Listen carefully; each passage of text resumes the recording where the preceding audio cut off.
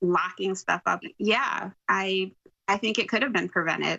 The fear of infection extending to the families of healthcare workers. Arkansas Dr. Jared Burks hoping to protect his young son, getting as close as they can to touching hands. That photo completely and totally demonstrates the love that my husband has for us, honestly.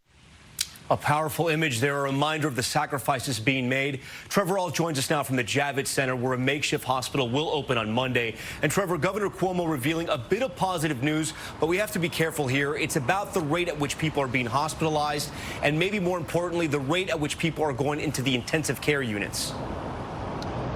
Well, that's right, Tom. Governor Cuomo reports the number of new hospitalizations and new ICU admissions both went down in the past 24 hours, but he was quick to point out one day does not make for a trend, and the peak of this virus is still likely 14 or 21 days out. And also, Tom, a note from the hospital of that Michigan nurse who says she only has one mask for the year. The hospital says they follow CDC guidelines, including in their conservation methods of protective equipment. Tom? All right, Trevor Ault for us tonight. Trevor, thank you. Growing concern tonight about young Americans, many thinking they may be unaffected by the coronavirus. In fact, the CDC reporting 1 in 5 cases involves patients between the ages of 20 and 44. Some patients now warning others their own age they are very much at risk. Here's ABC's Kaylee Hartung. Tonight, Miami reporting its first death from COVID-19. It's just not fair to die like this. At 40 years old, Israel Carrera was fit and healthy. But days after attending a dance party on the beach, he developed a fever and cough. Soon, he had trouble breathing. After 9 days in the hospital, his life was suddenly cut short. His boyfriend says Carrera had high blood pressure, but no other known underlying health issues. We're seeing young, previously healthy people get critically ill and even die of this infection. The CDC says 1 in 5 confirmed cases is someone between the ages of 20 and 44. In Georgia, 28-year-old Tarika Parks lives to tell about her fight with the virus. And I was becoming so weak, I felt like I couldn't fight anymore. Tarika is part of a growing number of young people battling the virus. Those stack of bricks on my lungs whenever I ever try to go to breathe. And Raul is a healthy 39-year-old man fighting for his life on a ventilator. These stories harrowing, but the vast majority of coronavirus cases are mild. Here's what I experienced just before testing positive 2.5 weeks ago. Congested, got a headache right here. These aches all over my body, particularly my lower back, that just aren't normal. My condition started improving the next day. Kaylee Hartung joins us now from Los Angeles. Kaylee, we're so happy you're healthy now. You're able to report. You have that unique perspective, having battled the virus. What's the one piece of advice you would give to our viewers who may be dealing with COVID-19 right now, but are being advised to stay at home because doctors feel they don't need to be hospitalized?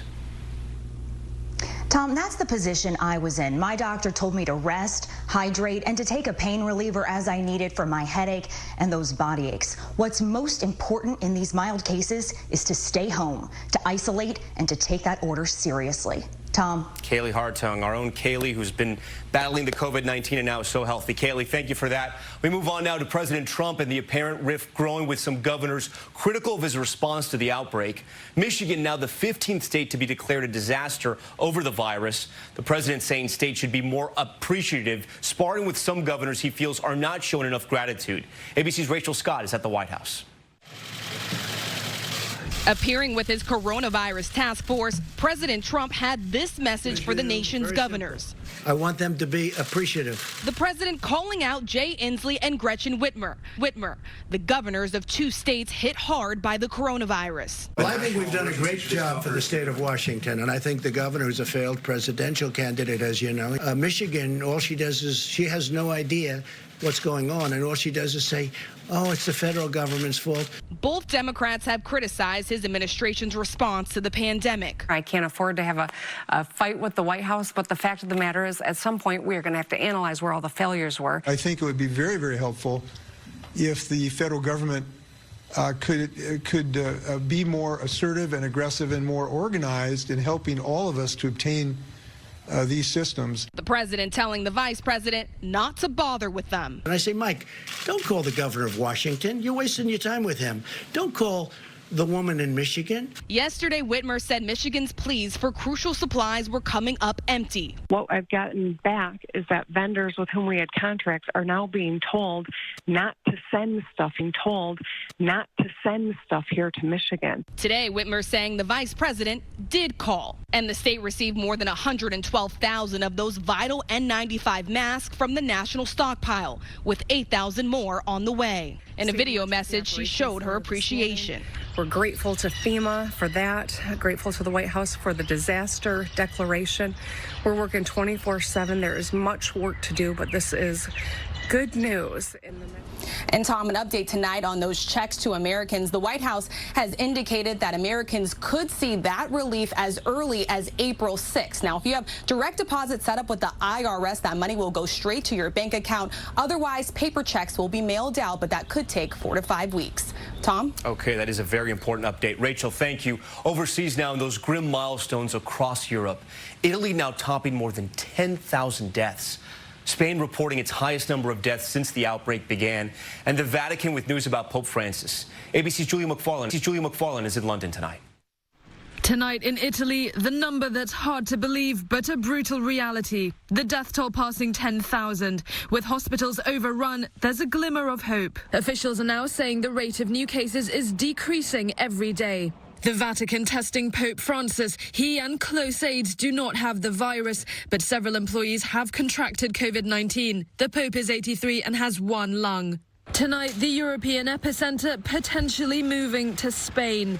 More than 830 dying in a 24-hour period. This week has been particularly difficult because my hospital is overflowing of patients. Authorities scrambling to build field hospitals as the number of deaths climbs to roughly 6,000. China sending 4 million face masks to Spain. Here in the UK, Prime Minister Boris Johnson now isolating after being infected.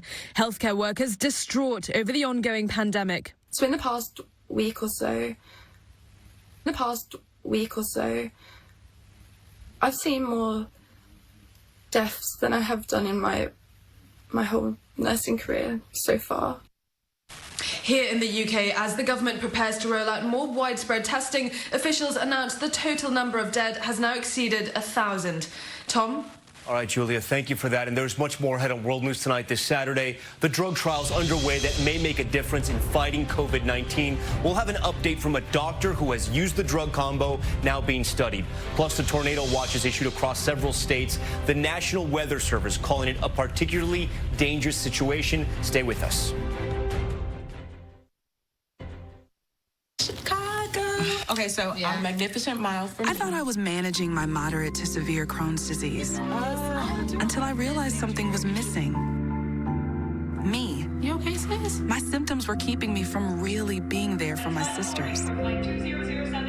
So I talked to my doctor and learned Humira is for people who still have symptoms of Crohn's disease after trying other medications. And the majority of people on Humira saw significant symptom relief, and many achieved remission in as little as 4 weeks. Humira can lower your ability to fight infections. Serious and sometimes fatal infections, including tuberculosis and cancers, including lymphoma, have happened, as have blood, liver, and nervous system problems, serious allergic reactions, and new or worsening heart failure. Tell your doctor if you've been to areas where certain fungal infections are common, and if you've had TB, hepatitis B, are prone to infections, or have flu-like symptoms or sores. Don't start Humira if you have an infection.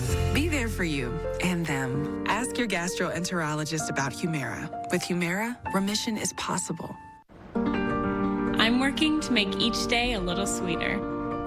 ADP simplifies HR, benefits, and payroll for Magnolia Bakery, so employees like Sarah can achieve what they're working for. What makes you you? Your cells. Trillions of them. That's why Centrum contains 24 key nutrients to feed your cells, supporting your energy so you can take care of what matters most. Centrum. Feed your cells, fuel your life. Our Jersey Mike's family is committed to doing everything we can to support our community. I am so proud of our owners throughout the country for serving hospitals, first responders, and those in need. In the true spirit of Jersey Mike's, please seek your opportunities to give and make a difference in someone's life. Our hearts go out to all of you and your families, and we will continue to do everything we can to help us all get through this. Be safe, and God bless. Back now with more on the COVID-19 outbreak and some treatments happening in hospitals across the country. Dr. Todd Ellerin is Director of Infectious Diseases at South Shore Health in the Boston area. He's joining us now. And Dr. Governor Cuomo mentioned they gave out thousands of trials of that experimental anti-malaria drug.